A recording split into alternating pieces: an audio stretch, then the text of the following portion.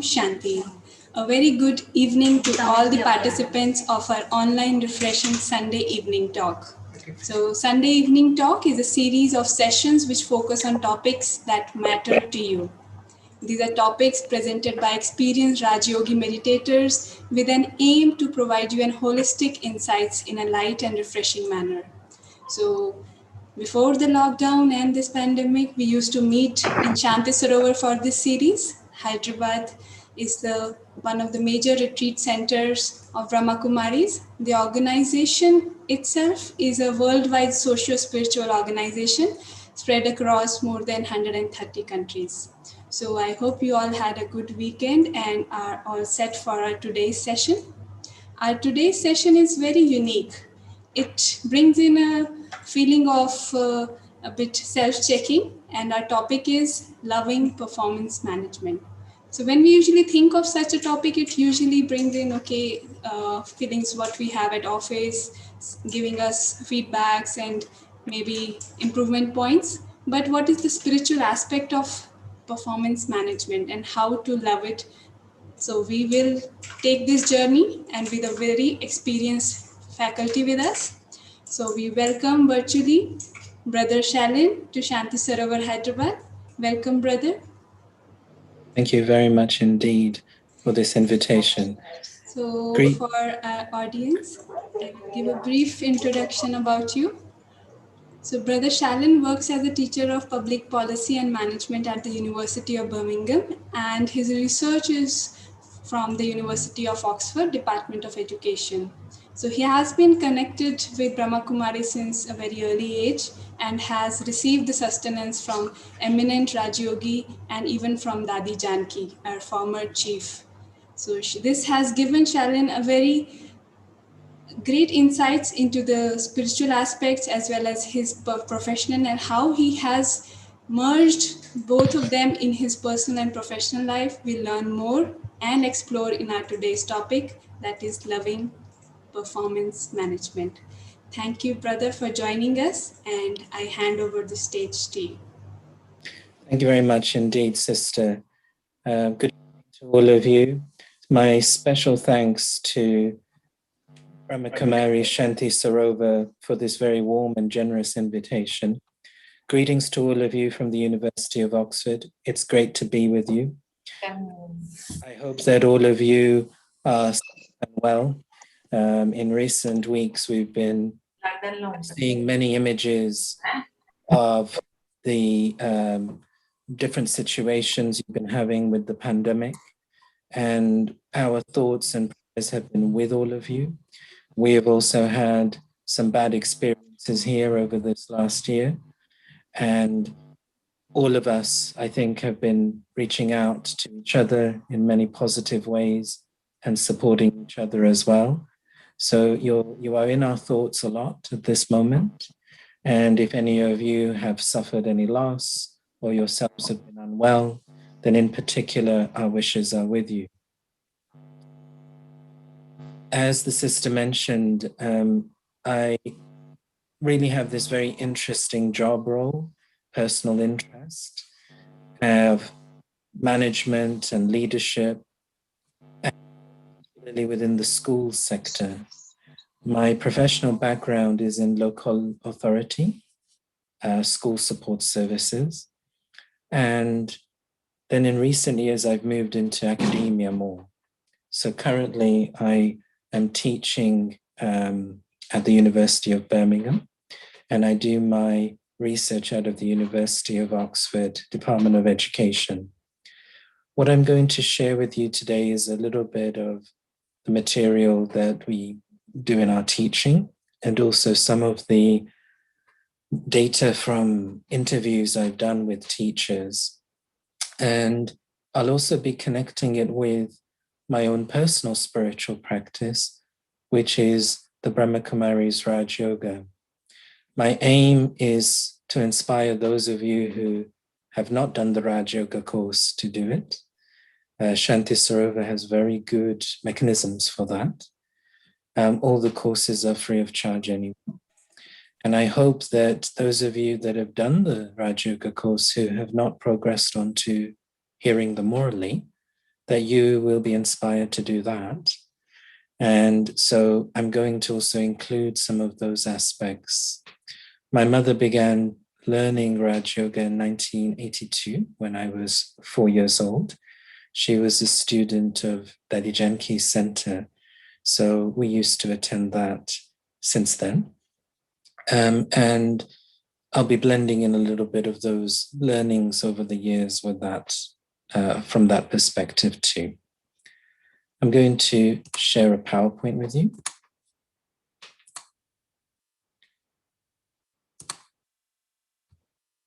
So hopefully that is visible and clear to everyone. Yes, brother. Thank you very much. So as I mentioned to you, I saw at the moment there's an online Raj Yoga course. If any of you have not done that, I'm sure that after this week's one, more will be scheduled, and you should continue to check in with the Shanti Sarova website for these online Raj Yoga course opportunities. I'm hoping that those of you that have not done the course, you will be inspired after today's talk to do that. So let me begin, first of all, on the scholarship surrounding this whole aspect of performance management.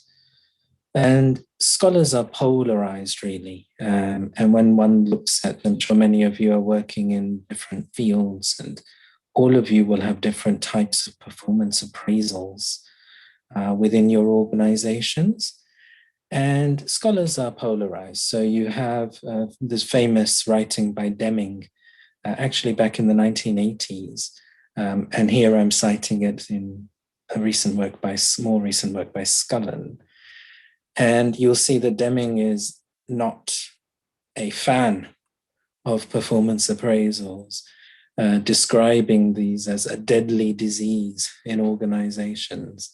And her observation was that after any type of performance management meeting, the employee leaves it bitter, crushed, bruised, battered, desolate, despondent.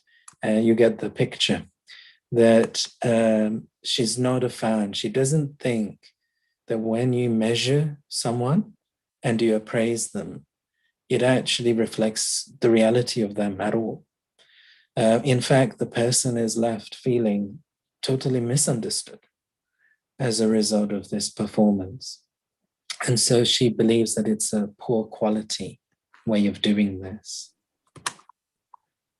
Other scholars are positive, and they feel that it is an adequate mechanism. So, for example, Aquinas explains that it is only through linking organization goals with individual goals that behaviors can become consistent with organization aims and they can be reinforced. Otherwise, you have a situation where your organizational aims are one thing and the individual is doing something completely different. And the other side of it is that performance management can become a motivator for people. So staff report that they actually feel inspired after they have been measured. So Sutton and Weigart recently put it as, if performance review was a drug, it would meet FDA approval for efficiency, because actually people become addicted to performing. And particularly you find some organizations, they might have performance-related pay, they might have bonus structures, and other such perks that get connected with performance. So again, you get motivated to perform in that way. But, that's, sorry, I hope you can see that all right. That should have been in white color. I'm not sure what's happened there, but let me read it to you. So the belief, so you see what you have, particularly with performance systems, is quite often they're numerical, and there can be the feeling that numerical side of performance management is inappropriate. So you have the belief that economic and individual well-being are best served by liberating individual entrepreneurial skills in a framework of strong property rights. So you get the free market. And metrics has been connected with this concept of quantification and free markets. So basically, you've got a wider framework within our society where everything becomes numerical. So you end up then also measuring people a lot more on numbers. So you're reducing what they actually do. So quantification brings that power of numbers in all its forms. And it can be very persuasive, particularly for policymakers. They like to see numerical data before they are convinced that something is working or something needs to be changed. We end up becoming defined by numbers. Now, the problem is that numbers can also be deceptive. And so, as Boyle comments, somehow the more figures we use, the more the great truths seem to slip through our fingers. Despite all that numerical control, we feel as ignorant of the answers to the big questions as ever. So if you think he's writing in 2001, and 20 years later, we have more data than ever. And actually, does more data mean more clarity, more truth? And certainly it does not. We can be totally overwhelmed, in fact, by data. So having lots of numbers does not necessarily mean that you have clarity and you make good policy. But then you also get definition by numbers. So you have this belief that economic and individual well-being are best. Oh, that's already done that one. So the ideas of these metrics came into the fore in the 1980s and 1990s with the rise in new public management approaches. The idea there is that the public sector, public services, they need to become more business-like. Before, it wasn't really this type of accountability within the public sector, certainly here in the UK.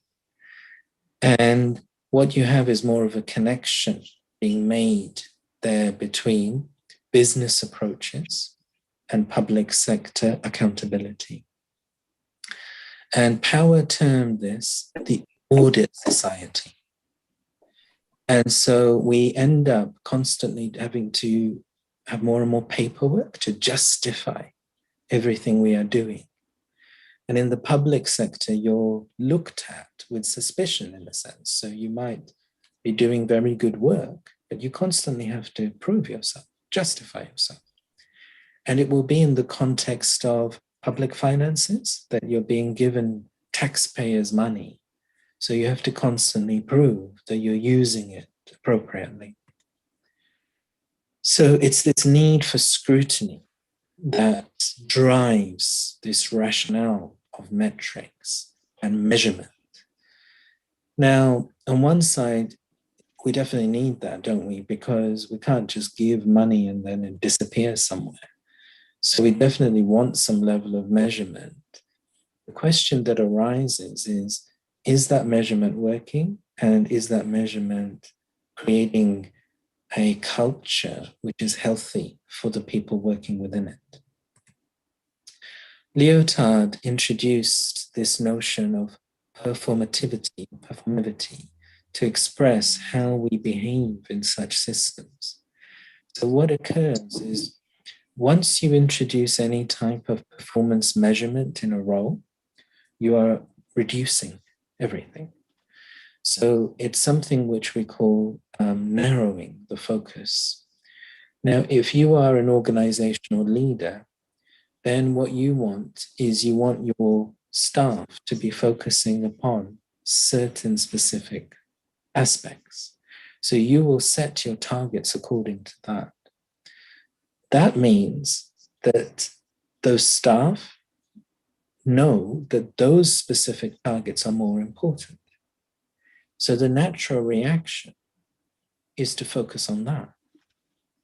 That's what's known as performativity.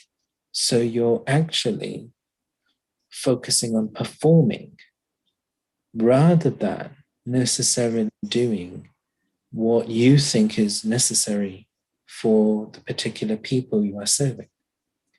So you could have a situation where the public servant feels that actually these service users need this particular intervention, these particular support systems, but actually the organization is being measured in something else. So then the focus is on what is being measured. For example, within the school system in the UK, the elementary schools have national tests for their children where they are 7 and 11 years old. And these tests are only mathematics and literacy in English. Now, if you're only examining in those two subjects, it is inevitable that the teacher's focus is going to be on those two subjects. So what we have found for the last 15 years is other subjects have been given less attention.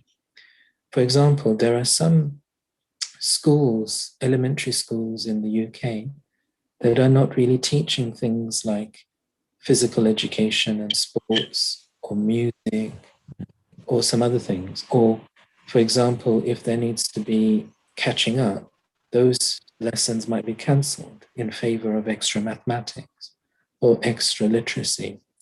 So you end up then narrowing everything for the child because that is being measured ultimately. And the school's position, league tables, which are comparators with other schools, are based on those examination results. So performivity and focus, it means that your focus then shifts to what is being measured. So what's being measured gets done. And as Muller noted, measuring only a few aspects creates incentives to neglect the rest. I think someone has their microphone on, and it would be helpful, I think, if you make sure you're muted. So metrics systems push the onus away from the center onto individuals. See? So even if they do not have the resources to address these key issues, they're still under pressure to meet these targets. Now, one of the byproducts of this culture of performativity is that it has an impact on relationships within an organization, in particular trust. There's quite a lot of scholarship surrounding this concept that the more that we have accountability, do we have less trust? Is there an inverse relationship? And is that good? For example, on one side, if we have 100% trust and no accountability, we know from organization after organization, case study of person after person, that there's corruption. We know that. We cannot have 100% trust and zero accountability. But if we have 100% accountability and then zero trust, is that good? And surely none of us would say that is good. Therefore, the challenge is finding the balance. So the philosopher Baroness Honora O'Neill gave the BBC Wreath Lectures in 2002. And her topic that she chose was around the reduction, the erosion of trust within the UK society. And she connected it with this concept of accountability. She felt that over the decades in the UK, there was less trust in politicians, less trust in other public officials. Actually, this year of the pandemic has changed a lot within the mindset of UK public surrounding scientists. We have been led a lot more. I mean, never have we been briefed as much by scientists as we have this year. You have in the public parlance things like the R number. People now know what virology is. I mean, people wouldn't even know what these things are. And certainly would not have known who the chief medical officer is or the chief scientific advisor. They would have no idea who these people are before this year. So what you have is there's been more trust in scientists. And then here at Oxford University, they developed one of the vaccines that's being used in the world. So again, there's trust within that. The vaccination program has been very successful in the UK. So therefore, there's been trust. So there's been some more trust there. But otherwise, generally, I think there was skepticism surrounding science, skepticism surrounding certainly politicians and political institutions. I think that's still there. She was speaking in 2002. And I think what we've seen in the UK is that trust was continuing to erode. And we've seen recent political trends around populism, whether it was the election of Donald Trump in the US, Brexit in the UK, many other countries actually, Hungary with Viktor Orban. And we've seen trends. People would class Narendra Modi's movement also in India around that. There's been a certain level of trust, mistrust around what was being done before. And populace is the citizenship. They're looking for some sort of strong individual leader that they can put their trust in to challenge the status quo, challenge the establishment. So we've seen this type of trend throughout the world, and arguably it's been created by a process of years of the erosion of trust within institutions and professionals. Now, that then results within an organization where our own relationships are affected. So, for example, if I am your manager and I am just measuring you by the metric, so I'm ignoring everything else you do. You're a good person, you're an honest person, you're working hard, you're coming early in the morning, you're leaving late, you're on call at other times, you're giving of yourself much more. But I'm only measuring a few things. And in those few things, actually, you've not been able to show the difference I'm measuring you and I'm expecting you to get. You're not meeting your targets, maybe. And you're going to feel devalued by this. So our relationship suddenly has less meaning. You thought I understood you as a person. I valued you as a person. But actually, you're finding in my performance management that actually I am just defining you by your targets. So Peck put it, we can find ourselves on treadmills of someone else's making, coerced and constrained by a combination of competitive relations and superordinate rule systems. So you then end up in the team just competing with each other all the time. I must meet my target to keep my job. This person must be. So then we begin to have more and more mistrust in our teams. What this then leads to is the external targets are no longer just external, but we begin to also internalize. So it affects our identity. And it creates something called dissonance, cognitive dissonance. You may have heard of this. So internalizing performativity, and my supervisors at the Department of Education at Oxford did a special issue of the Oxford Review of Education in 2018 on this topic. And what they were saying was that the insidious thing about metrics is that they do not just control us externally. We do not only accept these norms as individuals, but we also internalize them as part of our identities. And we can define ourselves in relation to them. I mean, if you think this begins from childhood, right? How much are we defined by our examination results? In places like India, examination results at school are very high stakes indeed. They're high stakes everywhere, really, but in a big population in India, and so the competition is very, very strong. So you find this right out.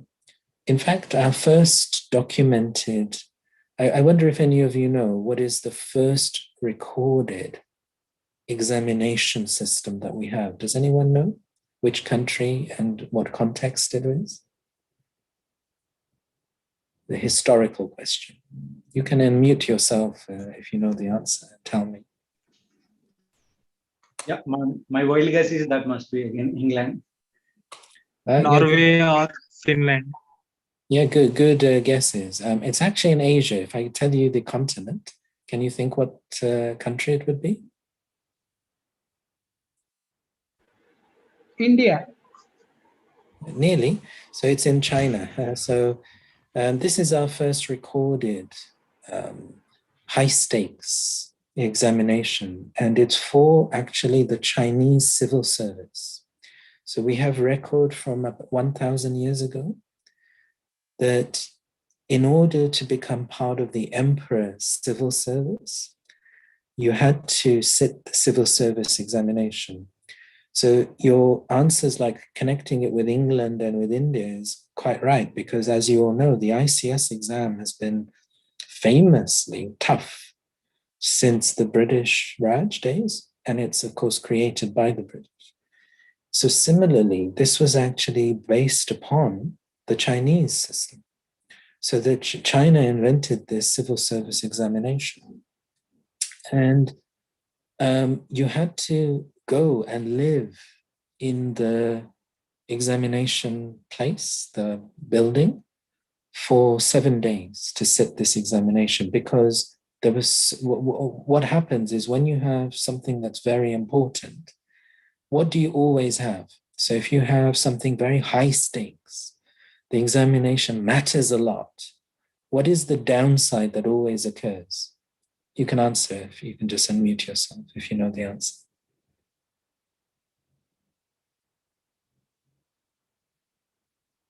Anyone know? If you have something that is always high importance, high stakes, what always happens as well?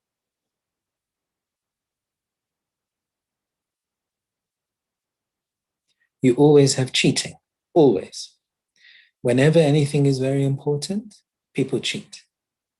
So what you had was, in order to reduce, this was a challenge for this Chinese civil service. So they used to make people live in this building, and you have your own room. You can't talk to anyone. But there's actually records that what would happen is relatives. So say if someone has sat the examination, then they have come out of this system. Of course, everyone wants to know from them what are the questions. So you actually have records that through the drain, like the pipe, the sewer pipage, they are passing examination paper and questions to people who are inside, and they will get caught like this, cheating. And this is all because once you make something high stakes, people will define themselves by this. So we internalize metrics and performativity, and this will happen in your job also. So if you are meeting your targets, you're feeling good. If you're not, you're feeling bad. And it makes it internal. This is defining you. You are not separate from your role in this system. So it creates what's known as dissonance. And this is where who you are inside and what you have to portray outside become different. Ideally, you want to have a job that allows you to be yourself. You can be true to yourself. This would be the ideal. But often it is the system of performance that means you cannot. So this is a problem for professionals because, for example, for a teacher, they might be a teacher because they care about children. They want the best for children. They feel that children should have big curriculum and the whole person should be educated and they should have good well-being and they should be happy. But being happy is not the result. Parents, society, they want the examination to be 95% or A grade, or something like that. They're not interested. Okay, they will tell you, and this happens all the time with parents. If you ask a parent, what do you want for your child? They will say, oh, I just want my child to be happy. But if the child is happy and doesn't get the exam result, they are furious. And you say to that parent, you said you just wanted them to be happy. Yeah, but I didn't mean that they don't also get the examination. So it's not really true. It's never really true. They want their child to get this success. And so it's a lot of pressure on a teacher because they are then just preparing for examination rather than educating the child. So they end up with this inner belief of what they should be. And then externally, they're playing a role that they don't really believe in. And this then results in all sorts of issues. So the Association for School and College Leaders was surveyed back in 2012, and 3/4 of the respondents said they were under a lot of pressure, and that pressure continued to increase. And they felt that it was compromising their integrity. And some had even reported actively manipulating results, and even if it's not overtly cheating, if they have a target of a certain number of students must achieve this, they will focus all their attention on those students who are nearly just underneath this number, and they're trying to push them. So they'll give them more time to get over this line. So it becomes skewed in this way. So then teachers begin to lose sight. So in the English context, Assel commented that achieving the proxy goals of passing tests, hitting targets, climbing league tables, they risk losing sight of education's higher purposes. And this is really the issue that can occur through these systems. And then in my interviews with teachers, this is actually a quote from an elementary school teacher. And they were 4 years into the teaching profession when they were talking with me.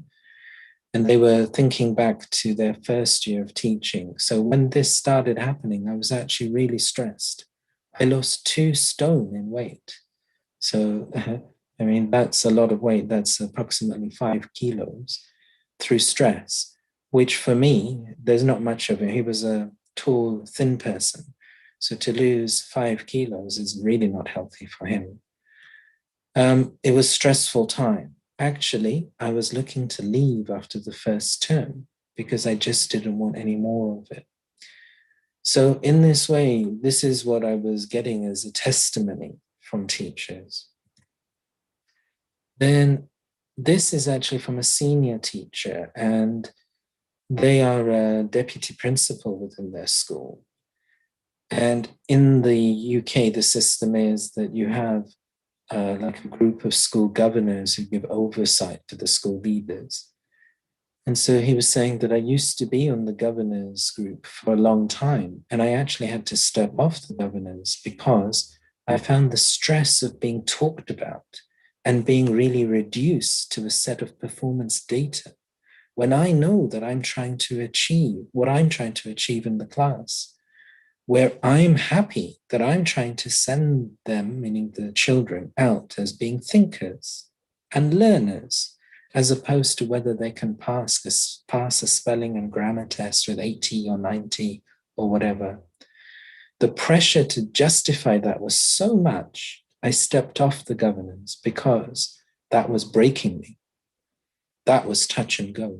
And this teacher is the best teacher I have ever seen. He won a national award for teaching the year before I went and spoke with him.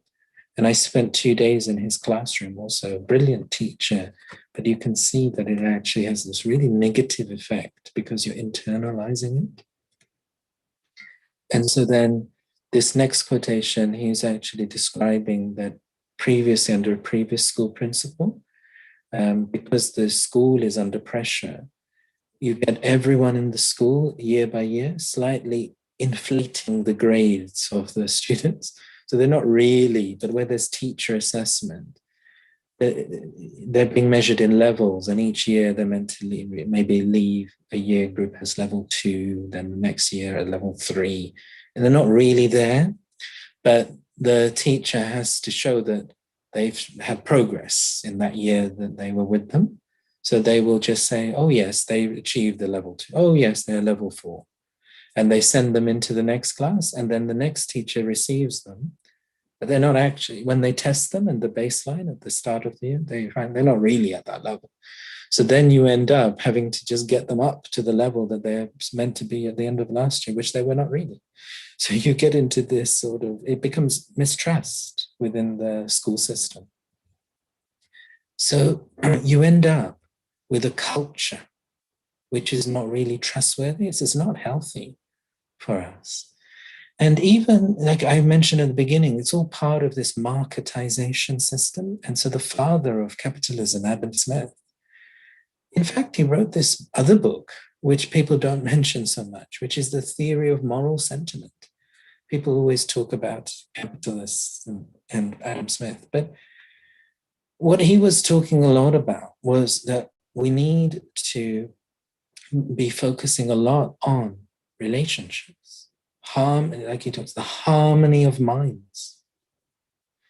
And he talks about the importance of music and things like that. So, it's interesting that have we lost our way and we've become too capitalistic, really, too metric. And what you have is that it's affected us. So that's carrying on from him. It ends up in cultural failure. So where an institution continues to just go down this route of reducing and performance, and the employees have more and more dissonance, they will leave. So in the UK, we currently have 40,000 vacancies in teaching. Can you imagine? Can you think how hard it is to fulfill the 40,000? And every year we have 35,000 teachers leaving the profession for non-retirement purposes. So they're leaving because they want to do something else. So even if you fill the 40,000, you end up with more leaving than every year. So you're actually not getting any better. And surely this is a cultural thing. Because these why are they not staying? Most of them, it's within first 5 years, they leave. They don't stay. So I shared with you that quotation of that younger teacher previously. That is a worrying sign. Now, what can we do about it? So there's this literature on something called activation. And this is where, this is a quotation from some of the scholars that have written on this, Cecilia Camacho and Fernandez Balboa. They're based in South America, actually. We suggest that individuals are continuously in the process of turning themselves into ethical beings, capable not only of determining their own behaviors, but also able to challenge and resist dominant codes and structures of society. So we really need leaders within organizations that are resisting just metrics, money, markets. This is all it's about. And really thinking about ethics. Who are we? What are we about? What is the purpose of our organization? What do we want to achieve?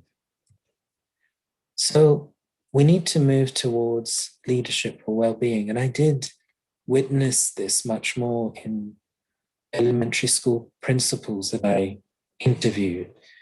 This is a quote from one, and they removed all testing of students within their school, apart from the national tests at those 2 periods at the end of year when the children are 7 years old and 11 years old. Apart from that, for the full period of elementary school, she did not want to subject the students to the pressure of being tested. So the only measurement was classroom teacher assessment. And the teachers as well, they didn't have any testing data. So they were just using the production of work as the indicator. And what this head teacher, this principal was saying was, it's extra workload for the teachers and staff in the school. And actually going back to what's the purpose of reporting? Why do we do what we do? What impact is it going to have, sorry about the mistake, is it going to have on our children? And what impact is it going to have upon staff well-being and workload? And if the answer is positive to any of these questions, we usually don't do it. There's no need. And if there's no clear purpose as to what we're doing, then actually, why are we doing it? What's the reason? And when you look at things that way, you realize actually how much you can ditch, because a lot of the bureaucracy is not necessary. In fact, you can just trust people. So it's like streamlining is a good start. So I'm witnessing that people are doing this. And to bring it in now to finish with for the Raj Yoga concepts. And my meditation teacher, Daddy Janki, once said, you see, we have to understand the subtle role of the conscience.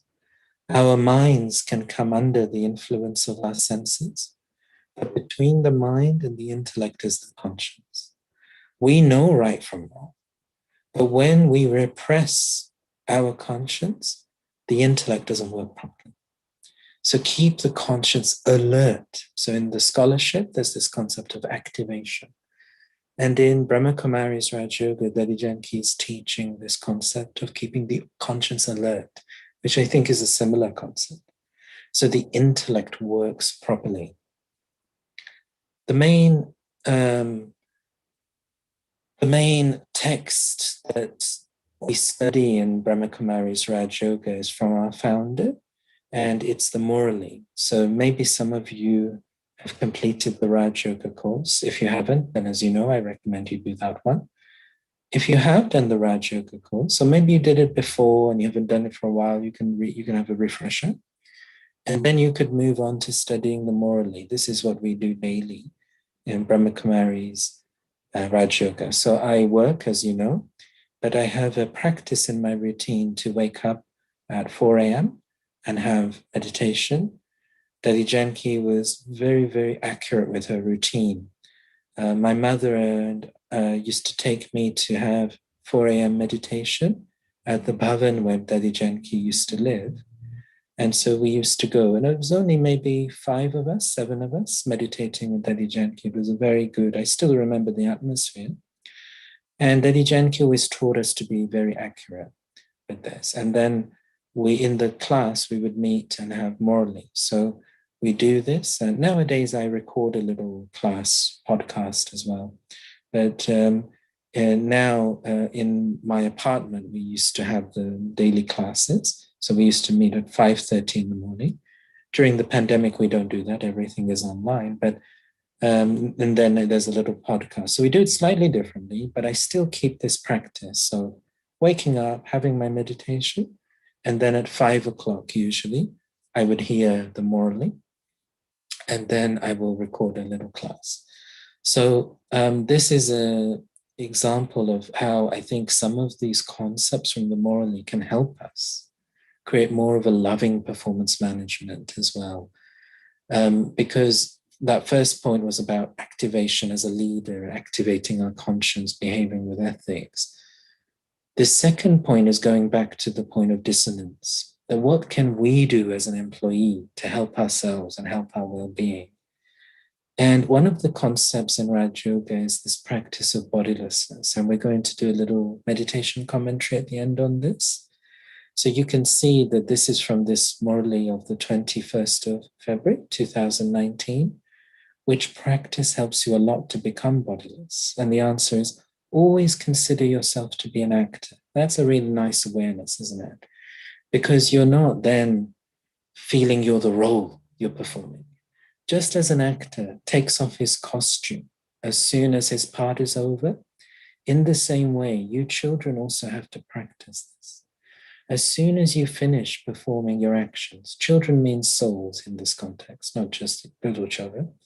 As soon as you finish performing your actions, take your costumes off. Take off your costumes and become bodiless. This is a really important practice.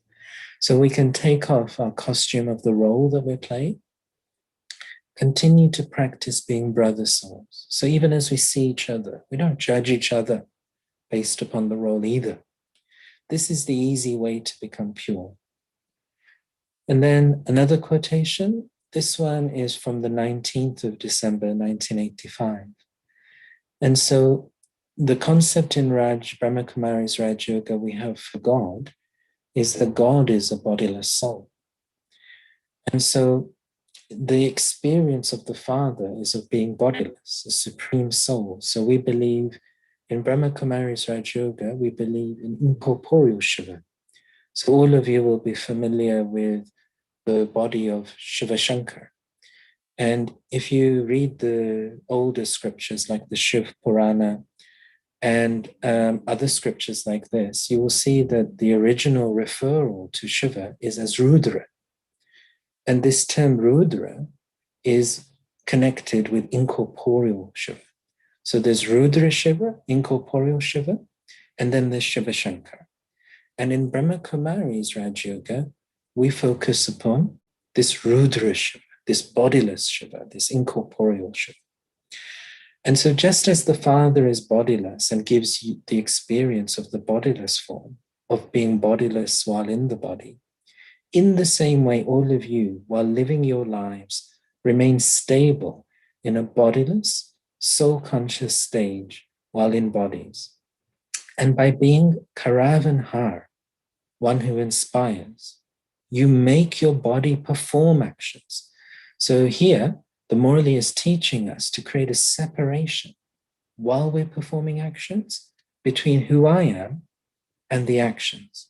I am a bodiless soul, inspiring this body to perform actions, to speak, to listen, to do things.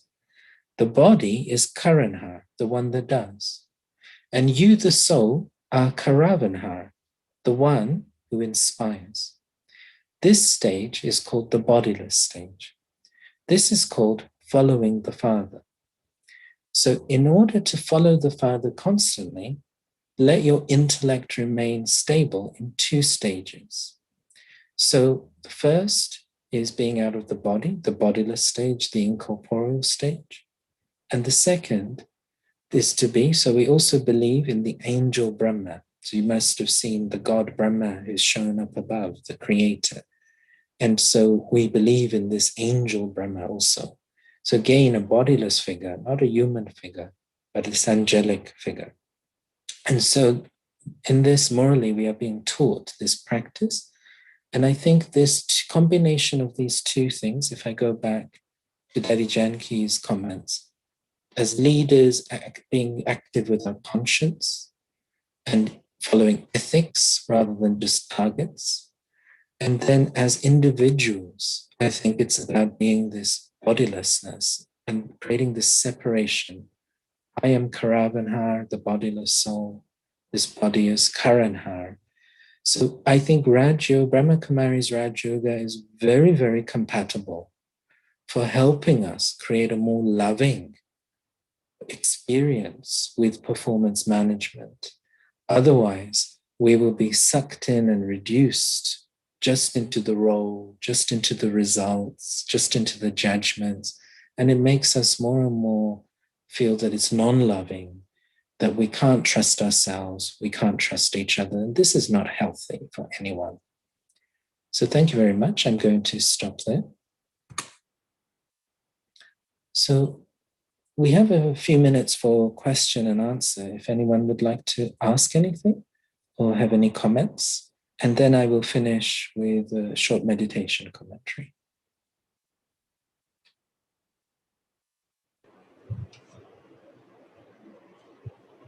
Very impactful, sir.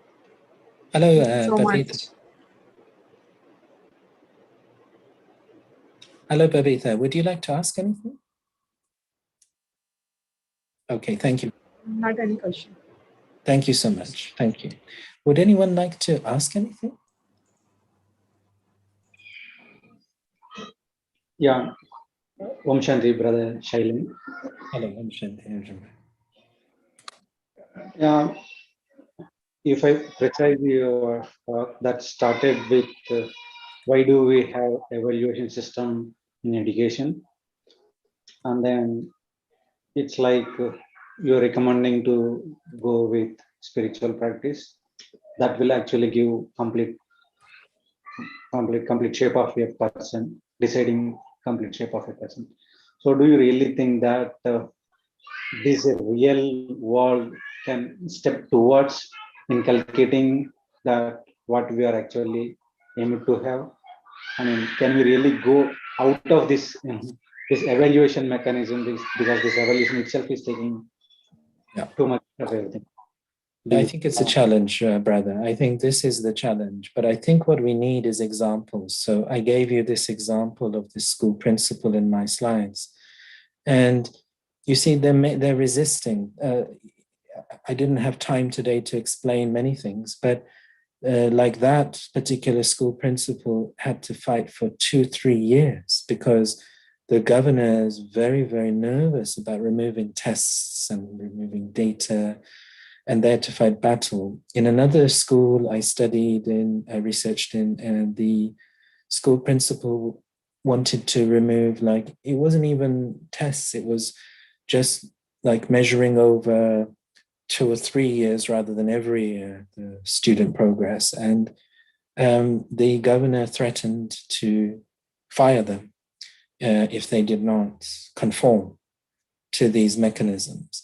So what you find is that there's resistance. You find, and this is why my first comment was, if you're in a leadership position, maybe you are very important and there are more than you alone who are trying to make a difference.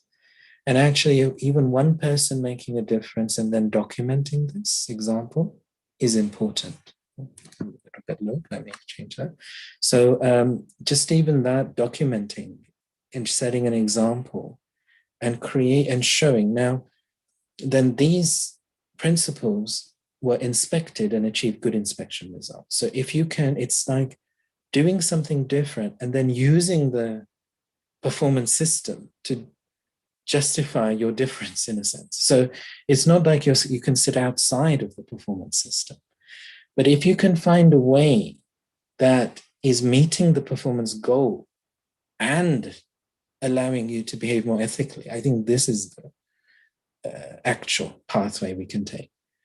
And then secondly, I tried to give the examples where we are not the manager, we are not the leader. So we cannot really break that system. But what we can do is be an example of how we are handling this. And I think the key is then not to internalize. And there, I think Brahma Kumari's Raj Yoga is the expert, really. This is going to be, I think the brothers and sisters at Shanti Sarovar are the very right people to be guiding everyone on this. And of course, at the moment, not possible to go for a retreat, but when that becomes possible in the future, retreats are very important because you can move away for a few days, maybe from your atmosphere, and then feel different. And if you can do it differently for retreat, then you can do it maybe differently in your day-to-day work. In the meantime, I think the daily morally and practice is important.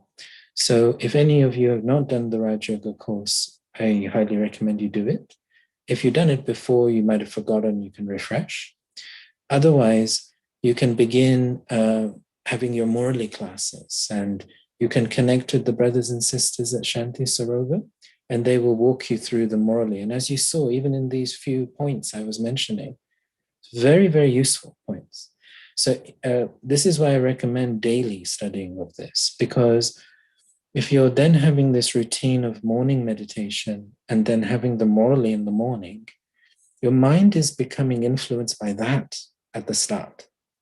So then you are going to work, but it's already had a good influence. You're not immediately influenced by the atmosphere of tension. And I think that is what's going to then help. Then Daddy Janki was also very accurate with evening meditation of 7 p.m. So what she would say, you must start with 4 a.m. and end with 7 p.m. So your beginning and your middle of your day, you are learning this practice of bodilessness. And then in the day, it's harder in action to do it, but we're trying. And so this will make the change. And then in your company or in your organization, you will be different. And if you can spread this peace, this morning in the Murali, we were hearing that we have to have the Shanti Ki Kranti, the revolution of peace. And what the Murali was suggesting was that is not something like protesting, but it's actually filling peace in your thoughts, filling peace in your words, filling peace in your action. That is the Kranti. That is different. And if many are doing that, that's different. So I think that is how we do it. So thank you for that super question. And it leads us, I'm aware that I only have 3 minutes left. So that means we have to do a quick thing. And I'm sorry that I've not been able to, there's, what are the best policies for students' education in the world? So I will have to come back and do another lecture on that topic maybe.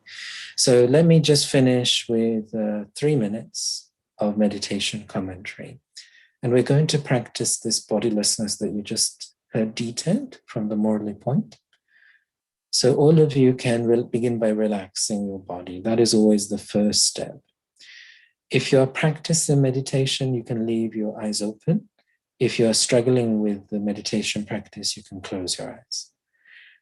And begin by taking big, deep breath, as if you're breathing in through the tip of your toes. So you're breathing in very deeply, and then you are breathing out like you're breathing out through the tips of your fingers. So 2 breaths like this, and let out any tension.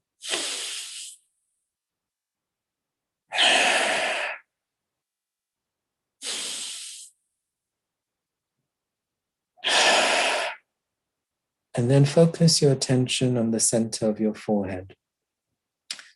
And you become aware that in your forehead, you have your soul sitting there. You are not just the human self. You are also spiritual self. And this soul is a bodiless soul, a being of light. And before you were born, you were this soul. You, the soul, entered the fetus, became baby, and now over time you became a person with many relationships, many identities. But these identities are acquired, correct? These are not your original identities. Even as baby, you did not have all these identities. You acquire them. When you are leaving this body, what we are calling death, are you taking these identities with you? You are not. So these are socially constructed identities of the body.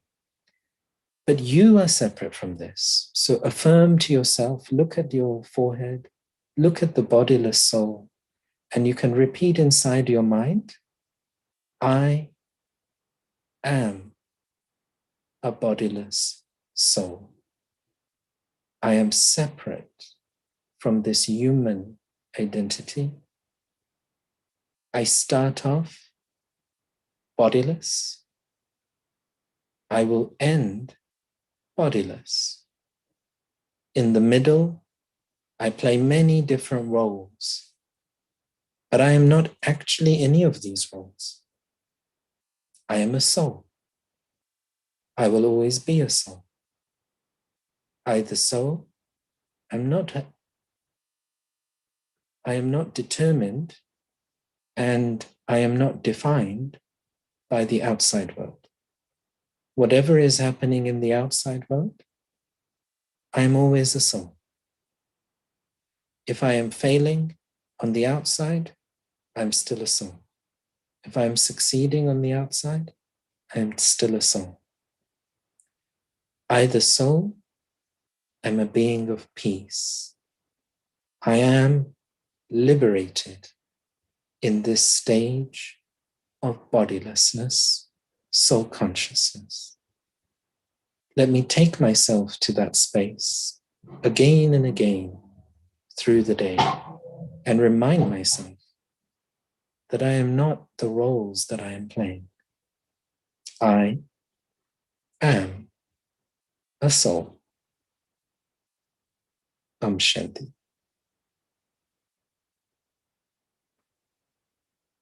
Thank you for having me, and I hand back to Sister.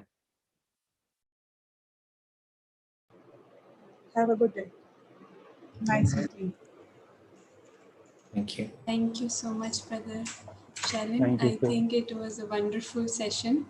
You took us on a long journey of the history and how performance management is seen and being perceived in the current world, and what are the drawbacks as well as the positives of this. So I think we are more enriched after this session, and we definitely, you did have some questions for which you may need another session. So we do hope to get you back soon sometime. So thank you so much, and thank you for conducting the beautiful meditation. As Brother Shailen said, we have Raj Yoga meditation courses being offered by Shanti Sarovar. We will keep you updated about the upcoming course, and feel free to subscribe to our channel Shanti Sarovar Hyderabad so that you do not miss to any of these sessions. And for updates, you can subscribe to the email subscription which we send out with the updates from the website www.shantisarovar.org. Thank you everyone for joining us today. Have a great week ahead, and thank you so much, Brother Shailen, for joining and conducting this beautiful session. See you next time on the same platform with a new, different topic. Om Shanti. Shanti, my pleasure. Great to meet you all. Bye-bye. Have a good evening. Bye-bye. Bye, Shailen. Bye. Bye-bye. Thank you so much. My pleasure. Lovely to see you all. Thank you so much, Bhaiya. Bye-bye. My pleasure. Bye-bye. Om Shanti.